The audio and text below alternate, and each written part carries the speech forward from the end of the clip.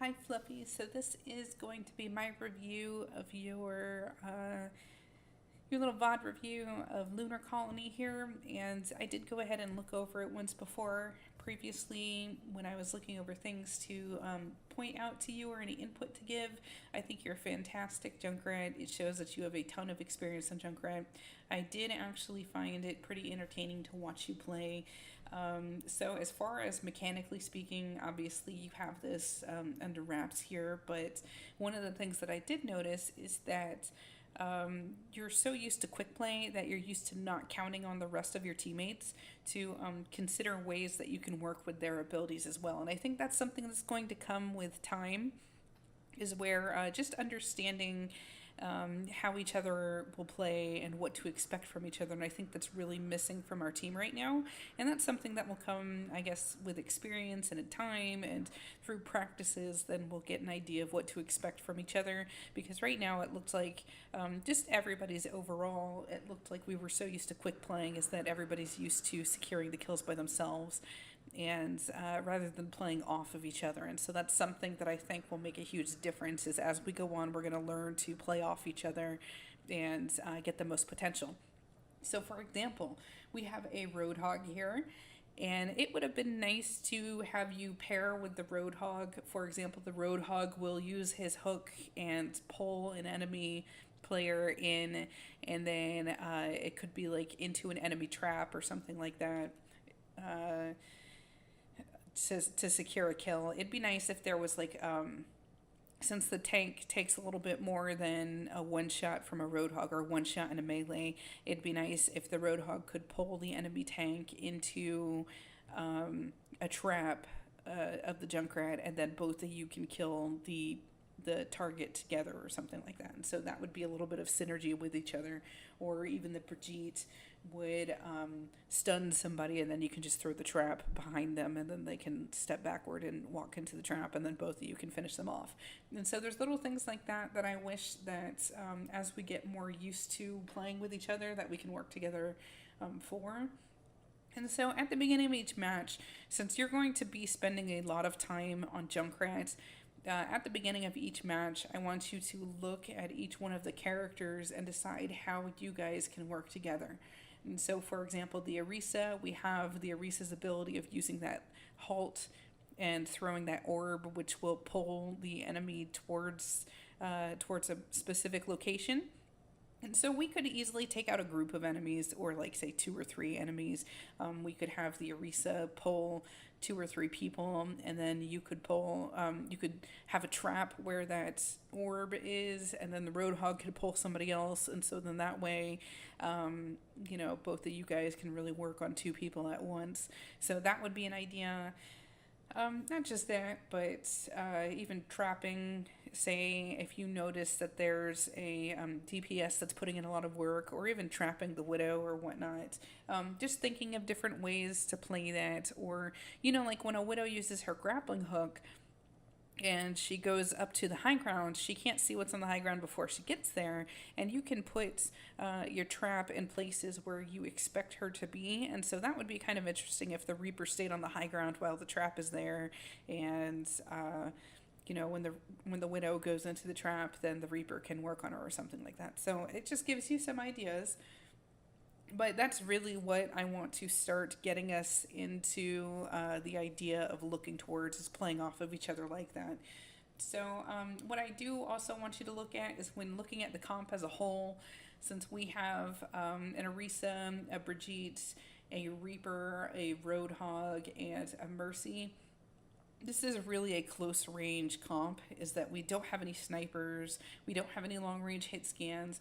We do have Orisa, but she's projectile, not hit scan, and she works best at the mid to far range. So that's cool that we have the Orisa, but she's really a Widow counter. So right now we may have a little bit of trouble with a Pharah if she sits further back. So these are some of the things that we really want to think about here, is that since if there's a Farah at point A, which we do in this case on the attacking side, the person who's the most likely to be capable of taking care of the Farah is going to be the Reaper in this case, because the Reaper can patrol the high ground or whatnot. And so this is one of those things where we may want to adapt how we play in order to deal with these challenges rather than changing the comp. I think that changing the comp is only a temporary solution here, because they can just switch to something else that we're weak against and move forward. But we need to learn how to take the comp that we have and then play cohesively together to really solve a particular problem here. So we'll get into that, and I just want to show you what I mean. So I'm going to skip ahead here. I know that you're breaking the railing. That's cool. I saw that you put, all right, so I see that you're putting your trap down here. And this is good. I do want to, the reason why I was showing this part too is that the Reaper is in the lower room. So let me wait until you turn around, and I'm going to pause this here. All right, here we go. So we have the Reaper in this room down here. And here's the thing, is that it's very typical for everybody on the attacking side to go down the hallway, turn the corner, and then they rush right. And they go up the stairs to where the team is right now. So when they rush right, what's going to happen is that they're going to bump into that Reaper. So you absolutely have to make sure 100% that before they get to that room, it is a 5v6. Or in other words, one member of the enemy team absolutely has to die because of the Reaper's selected positioning. So what's going to happen here, and this is really a bad spot for the Reaper to be sitting, but you know, if we're working with what we have here, you have to make sure that the enemy team takes one casualty by the time they get to the Reaper. And the reason why is because once the Reaper comes face to face with the enemy team, it's actually going to be a 1v6. It's because this entire room is inaccessible to anybody on our team except for yourself, but you're not in a position to where you can support the Reaper right now. So the Reaper, for all intents and purposes, is by himself completely.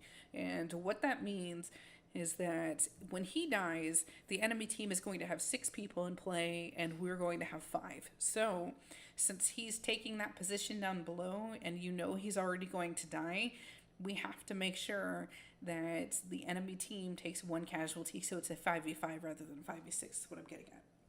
Now, there's that catwalk to the upper right over here, and I do think that you would be better off if the Reaper is determined to stay down there. I would have said to take a place here, and then you can shoot bombs towards the team's back as they're fighting this Reaper. So that's the least that could have happened here.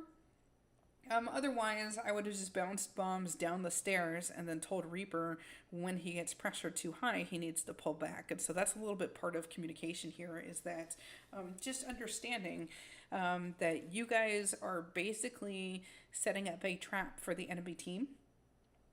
And I think that working together in that way would have secured more kills than currently trying to do everything ourselves, is where the Reaper's not asking for help. You're not thinking ahead to give help, and we're kind of not in a very optimal position in the first place anyways. So let's go ahead and keep this playing. All right, we see the Farah. So now that we know that the enemy team has a Farah, there is nothing you can really do against the Farah. So you need to start negotiating with the team and communicating with them to let them know that either you and the Reaper need to change positions, because that means like there's no way you're going to kill the Farah from where you are right now. You have no chance at all, because the Farah actually counters you. And so this is one of those times where you'd have to communicate and say, okay, they have a Farah. Reaper, you need to come to the high ground. I need to go to the low ground. And this is how it's going to have to be. And so that's sort of the insight or the experience that we'll have to have with each other, is the Reaper needs to be counted on as helping with the Farah, and, you know, just communicating with each other to do that. Otherwise, the direction to the Roadhog to be able to snatch the Farah out of the air would be the other way too. and working with the Roadhog to do that. So, okay, this is good that you went to go save the Reaper. I don't think that the Reaper should have been saved here because at this point, so we know that somebody's on point right now. I think that it was good that you turned to go ahead and try to intercept that. But,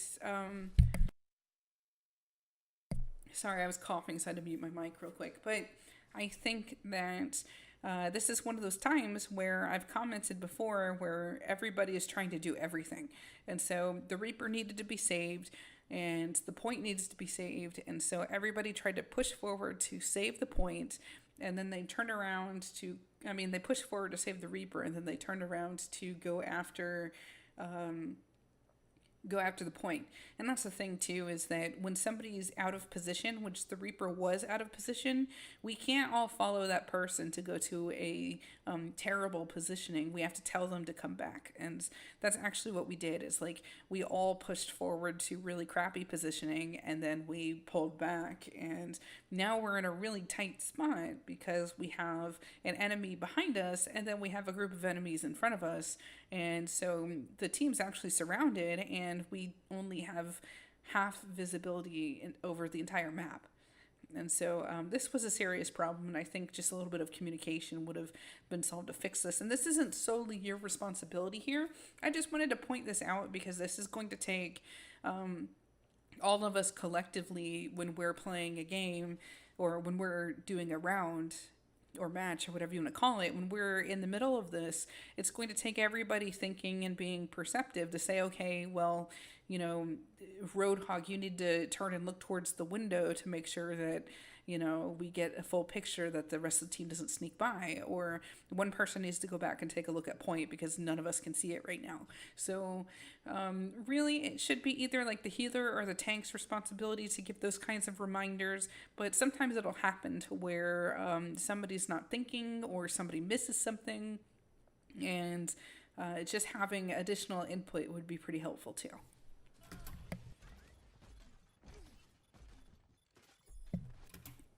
All right, so I'm going to let this play out for a little bit. All right, that's good. Good. I love this. I love this. I absolutely love this. Loved it. The one thing that I would say is I think in practice and time, I would have liked to see if the Orisa would concern herself more with the Widowmaker, where you would concern yourself more with the remainder of the enemy team, the people that you counter, for example. But I think in this case, you were there to really pick up the slack. But there really wasn't too much communication here that I remember.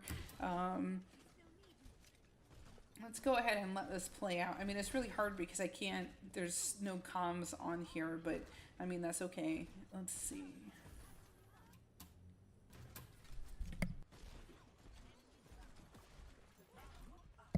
Gosh, that Widowmaker's pretty crazy, huh?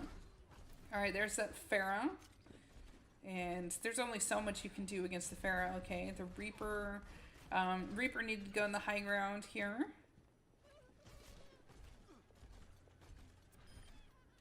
So, one thing that I would say is I get it that you're worried about the Widowmaker here, but the entire enemy team, like, you're going to be the strongest damage that we have to offer against a grouped enemy team.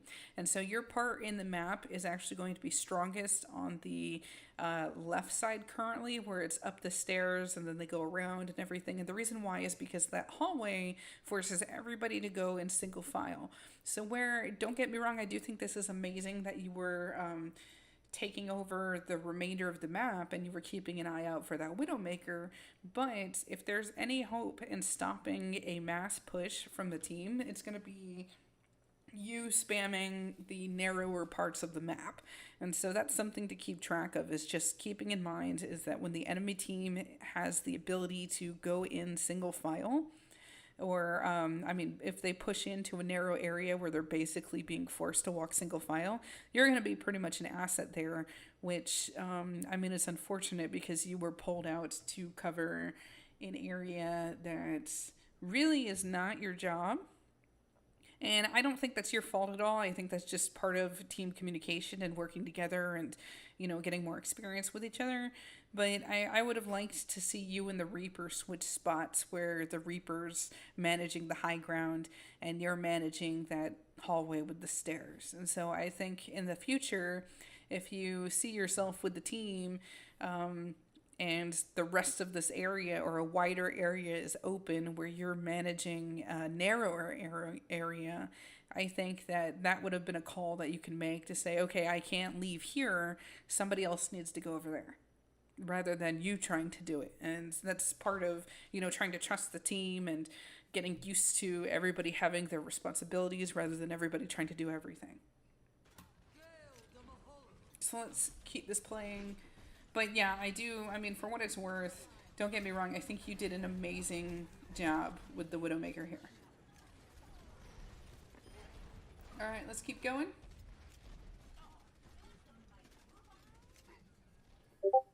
Alright, so I thought that was awesome how you were handling the Widowmaker. I mean, I'm sorry, I think that was awesome how you were handling the Farah here. And part of me wonders is what else can we do, since right now it looks like the team is in a little bit of trouble on the left side here. We know that there are going to be people coming from the stairs, and it looks like some people were pushing directly through the middle ground. And so I would have said is that you're going to do the best at this point in time pushing further out. And so you see this wall here.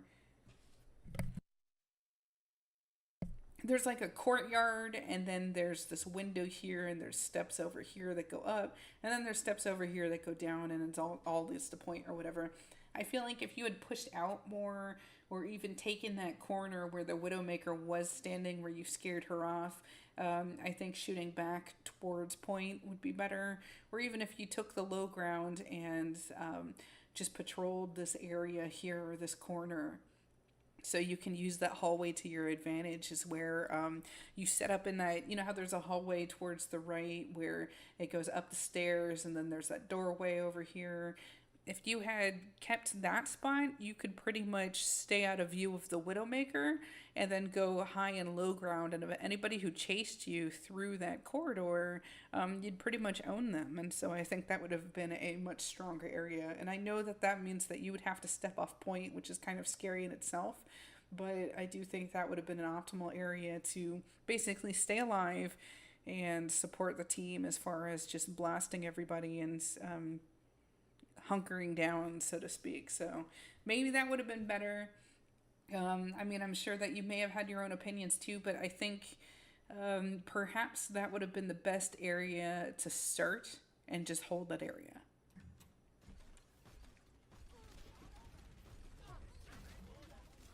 Okay, let's see.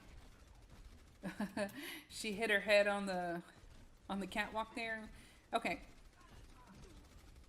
Let's see. Yeah, right now you're doing what you should be doing. Okay. Alright. Ooh. Yeah, so, let me rewind it a little bit. I mean, I don't really have too much to say because you were doing everything that you could. I mean, I would like to say if you were in that catwalk area, it would have been avoided. It's possible you would have seen the Widowmaker coming around and had a chance to duck into the stairway that I was talking about on the opposite side of the room. And so that would have helped you, so you'd have a little bit of cover. I mean, that would have been possible. You see that the Widowmaker is here. And then it looks like she's just all over the place. Let's see where she's going. Yeah, okay.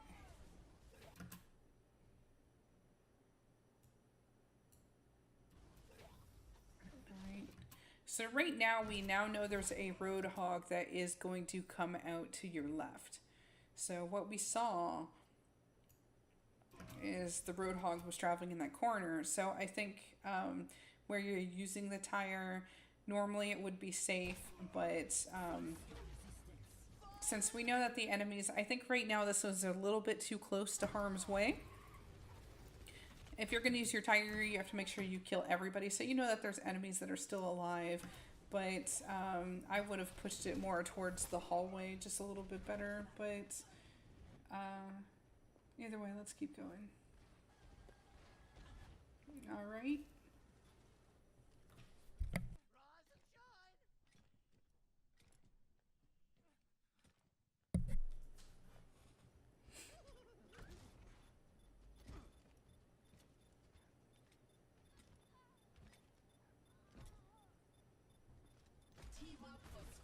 All right.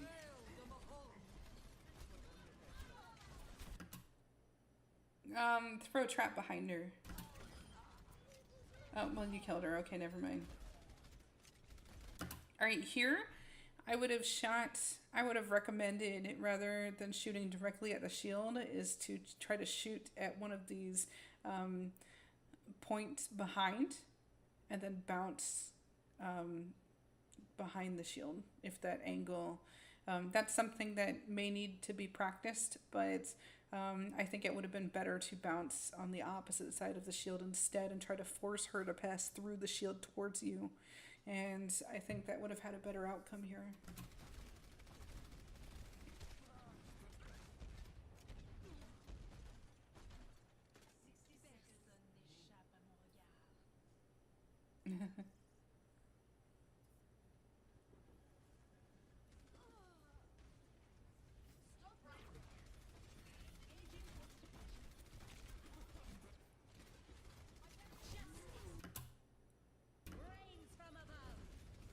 There's nothing that could have been avoided there. I feel like that somebody should have mentioned that the Pharaoh was coming in, but well, that can't be helped. All right, let's see.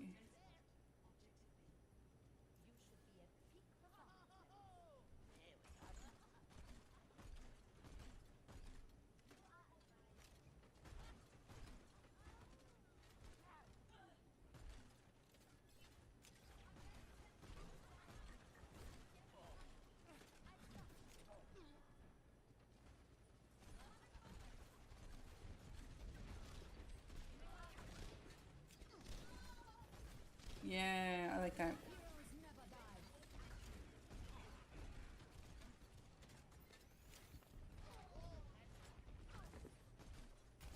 That was nice. That was very nice.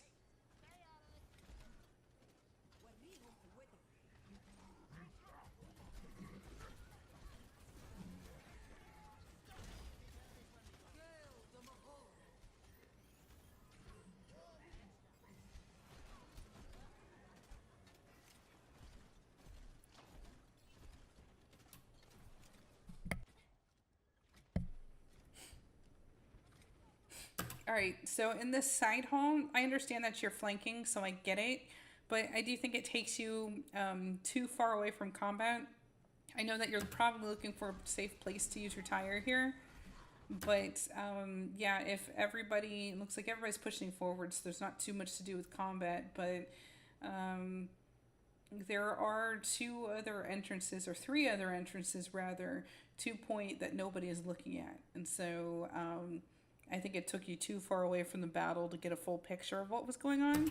So this could have been a scary situation. All it would have taken was an ult to wipe everybody that was pushing out, and that would have been the end game. So I know I was guilty of that too because I stepped out, but I do think that, oh, it looks like you did go back and take a look. So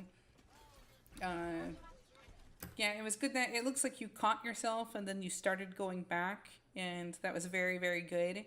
I just think taking that side haul is something that you want to keep in mind in the future, is not to do that if you're if the point is clear. Unless you already know that they're going to push in that direction, and so it's like a preemptive thing.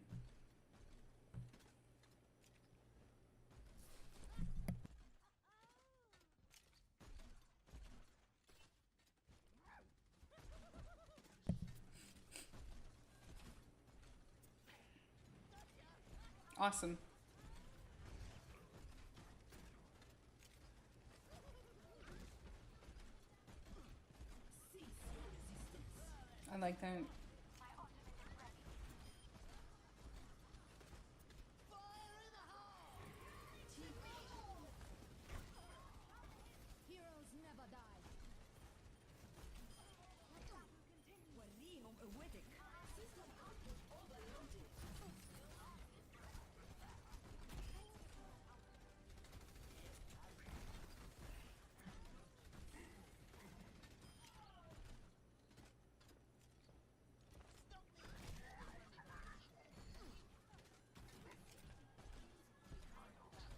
I was wondering too why the Widowmaker switched, and it looks like you were the one that forced the Widowmaker to switch, so very good on you.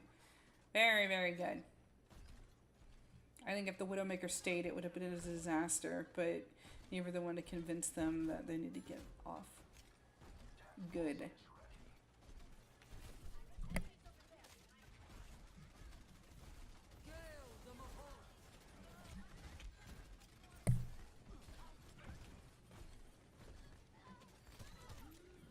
Alright, I don't have too much to say about this. I do have some stuff that I want to show you, or that I'm thinking about after we're through here, because I've seen this like 6 or 7 times now from everybody else's, so I know how the rest goes. And, you know, truly, there's not much else you could have done here. The only thing I would have said is maybe holding on to that tire for a little too long.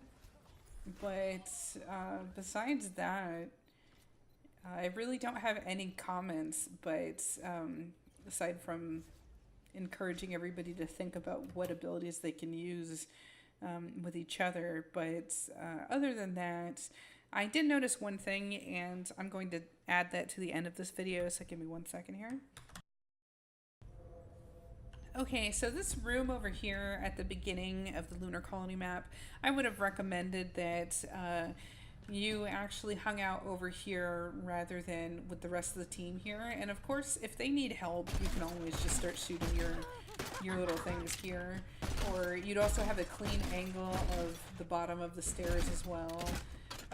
But most importantly, where the Reaper was starting, you guys could have done quite a bit of damage if you waited until they started pushing in on the Reaper and then fired behind. Another option too is that I know there's at one point where the Widowmaker was repeatedly taking up a spot here and then across over here. And if you had used these stairs here, you could have guarded point by shooting directly onto point. Or, you know, just really owned this hallway to make sure that you're getting the most out of this position here. And I do think that this would have been really solid. And you have this heal pack just in case, as you can set a trap here. Anything like that, really. So this is just food for thought too. I mean, your playstyle is going to be your playstyle, but just keeping in mind where your allies are going to be. The other thing, let me go ahead and get to point. And I'm not used to playing Junkrat, so don't laugh here, but I noticed that this rafter was something that was not taken advantage of. Let me see if I can get up there. Yes. Oh, first try. Okay, so this looks like it's probably going to be a very safe spot for Junkrats to hang out on. Oops. But as you can see, here, let me get my... Yeah, okay, ooh. So this is something that could have been an opportunity here against different pushes and ults, and it looks pretty safe. And it looks like the enemy team didn't really have anybody that could get up here besides a different Junkrat, so you could have easily kept yourself very safe and secure up here or whatever you needed. But I think this area should have been utilized a little bit better. The other thing too is when you are on the ground level, I would like in the future too to see a little bit more taking advantage of different angles in the map so you can get bombs where they need to be without getting yourself killed. And this is going to be a little bit harder. I mean, I'm sure that you've had the chance, since you have so many hours on Junkrat, I'm sure that you've had the chance to really look through everything anyways. But some of these areas, or just looking at different places you can bounce things off, will be a lifesaver. And so I do think that looking through this just to see what areas you need or what might be better from where you're standing. You can even trick people, and the reason why I'm pointing this out too is that you could trick people to think you're standing somewhere that you're not. So for example, if you shot here and bombs started going up, let me give you an example of what I mean here. So if you're doing one of these, this is a little bit more tricky, but practice makes perfect. point is if you find a way where you can shoot, let's see.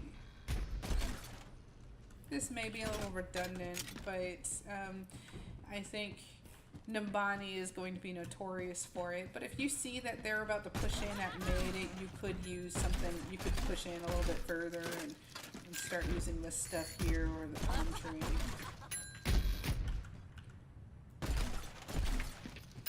And so what I mean is like, yes, you can shoot directly, like you could come around this corner and then shoot directly, or you can use the palm tree. And this is just to save time, so you're shooting around the palm tree and then you can get in front of them a lot faster too.